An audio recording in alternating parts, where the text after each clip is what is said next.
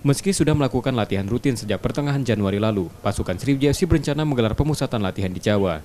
Rencananya TC akan digelar di Yogyakarta akhir Februari nanti. Manajemen Sriwijaya FC menilai waktu persiapan yang dimiliki pasukan Laskar Wengkito saat ini sudah cukup. Sebagai persiapan menghadapi Liga 2 musim 2020, persiapan dilakukan tim ini hingga 2 bulan lebih. Kalau 2 bulan setengah ya, 2 bulan setengah jatuhnya saya pikir cukup baik lah untuk persiapan sebuah tim.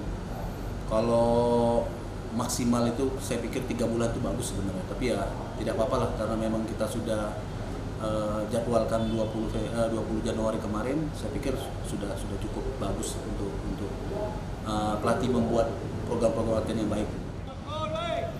Pemusatan latihan perlu dilakukan untuk melihat perkembangan tim.